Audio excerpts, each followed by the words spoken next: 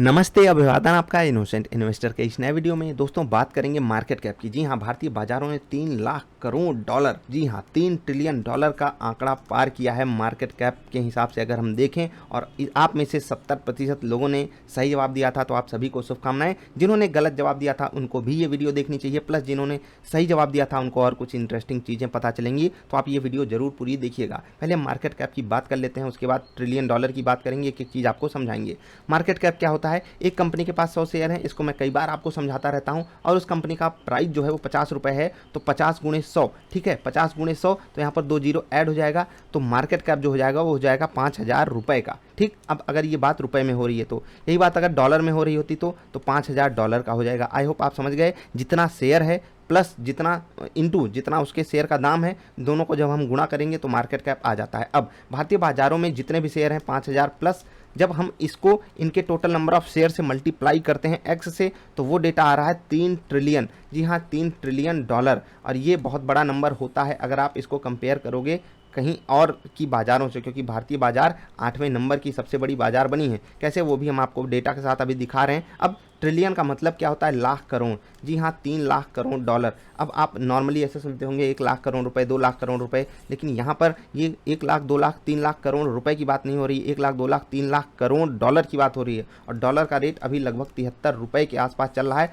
तो 73 गुणे 3 जब आप करोगे, जी हाँ मैं आपको कर के दिखा देता हूँ। अभी करंटली डॉलर का प्राइस 73 रुपये के आसपास है। आप जब भी इसको करना तो 73 इंटू जब आप 3 करोगे तो ये आ जाएगी भारतीय बाजारों की मार्केट कैप रुपए में, तो 220 लाख करोड़। जी हाँ, 220 लाख करोड़। इवन इसके भी काफ़ी ऊपर हम निकल गए हैं, क्योंकि वहाँ से भी हमारी बाजार ऊपर गई हैं, तो हम 230 लाख करोड़ पे खड़े हैं अगर हम बात करें रुपए के टर्म्स में। अगर हम डॉलर के टर्म्स में देखेंगे तो हम 3 लाख करोड़ डॉलर पर आकर खड़े हैं मार्केट कैप के हिसाब से अगर हम देखें तो। अब हम ज़रा सा एक चार्ट आपको दिखाना चाहेंगे। ये डेटा ब्लूमबर्ग क्वीन के सहारे आपको प्रोवाइड किया जा रहा है, तो उनको पूरा आभार इस डेटा को अवेलेबल कराने के लिए। हम आपको कुछ चीज़ें दिखा रहे हैं, ध्यान रखिएगा। 47.5 लाख करोड़ डॉलर, ये है आंकड़ा यूएस का, अमेरिका का। ये आंकड़ा बहुत ओवरवेलमिंग है, बहुत बड़ा देश है अमेरिका, आपको पता है। और बड़ा देश किन टर्म्स में? पैसे के टर्म्स में। आप वहाँ पर देख पा रहे होगे। और अगर आप इंडिया को कंपेयर करोगे तो हमने 3 लाख करोड़ डॉलर का आंकड़ा टच किया है,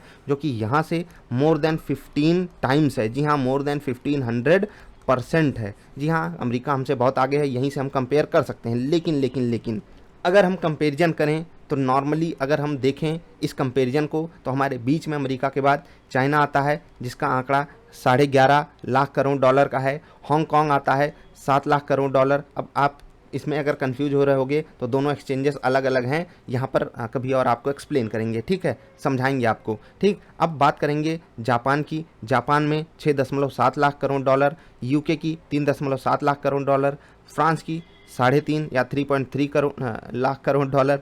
ठीक, 3.1, इसको हम बहुत ही जल्द पार करने वाले हैं, किसको? कनाडा को। अब हम हो जाएंगे 8वीं से 7वीं, 7वीं से 6वीं, और यहाँ तक आना बड़ा आसान है। फिर जापान को पछाड़ने में हमारे पसीने छूटेंगे। खैर, हम धीरे धीरे अगर चलते रहे तो काफ़ी तेज़ी से सबको पछाड़ देंगे मार्केट कैप के हिसाब से अगर हम देखें। लेकिन क्या ये चीज़ें इतनी ही फीजिबल हैं, इतनी ही आसान है? वो हम आपको समझाएंगे। आपसे एक रिक्वेस्ट है कि मैंने एक वीडियो डाली है बफेट इंडिकेटर के ऊपर, जाकर जरूर देखिएगा। वहाँ से आपको ये पता चलेगा कि ये आंकड़ा एक बार अचीव करना तो आसान है, लेकिन इस पर मेंटेनेंस बना कर रख पाना वो थोड़ा सा मुश्किल काम होगा, क्योंकि हम बहुत ओवर स्ट्रेच होने के बाद, जी हाँ बहुत काफ़ी ज़्यादा स्ट्रेच हुए हैं, हम काफ़ी नीचे से ऊपर आ गए हैं, तब ये आंकड़ा हमने टच किया है। तो ये यहाँ पर संभालना इसको मुश्किल होगा। बफेट इंडिकेटर भी हमको सेल सिग्नल दे रहा है, तो वो भी हमको तकलीफ दे सकता है। हम एक बार डिप लेंगे और फिर धीरे धीरे करके चलेंगे। 3 लाख करोड़ डॉलर पे हम पहुँचे हैं। आपको मैं बता दूँ कि 2007 में, ठीक है, आपकी जानकारी के लिए बता रहा हूँ, हम 1 लाख करोड़ डॉलर पे पहुँचे थे। 2017 में हम 2 लाख करोड़ डॉलर पे पहुँचे थे। और 2021 इवन यहाँ से यहाँ पर 4 साल भी कंप्लीट नहीं हुए हैं, मुझे नहीं पता, शायद यहाँ पर जुलाई में हम पहुँचे थे, और यहाँ पर हम मई में ही पहुँच गए 3 लाख करोड़ डॉलर पे। जी हाँ, 3 ट्रिलियन डॉलर।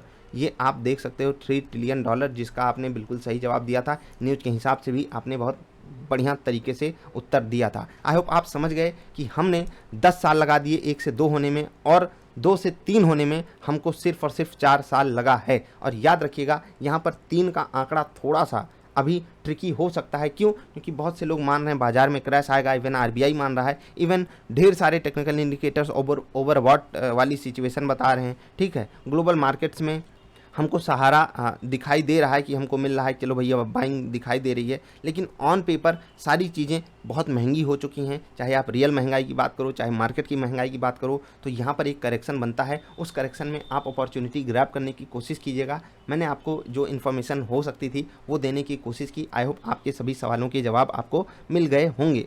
और जो सबसे इंटरेस्टिंग चीज़ आपको जानने को मिली, एक और सवाल इससे पहले भी मैंने पूछा था कि भारतीय बाज़ारें जो हैं, भारतीय बाज़ारों में जो BSE इंडेक्स है वहाँ पर सबसे ज़्यादा स्टॉक्स लिस्टेड हैं, और ये वहीं के स्टॉक्स की बात हो रही है कि हमने मार्केट जो 3 ट्रिलियन डॉलर का आंकड़ा है उसको जो पार किया है वो हमारे लिए एक बड़ी अचीवमेंट है। ये BSE के ऊपर ये डेटा कैलकुलेट हुआ है, क्योंकि NSE पर नंबर ऑफ़ शेयर्स जो हैं वो कम लिस्टेड हैं। ये एक अचीवमेंट है।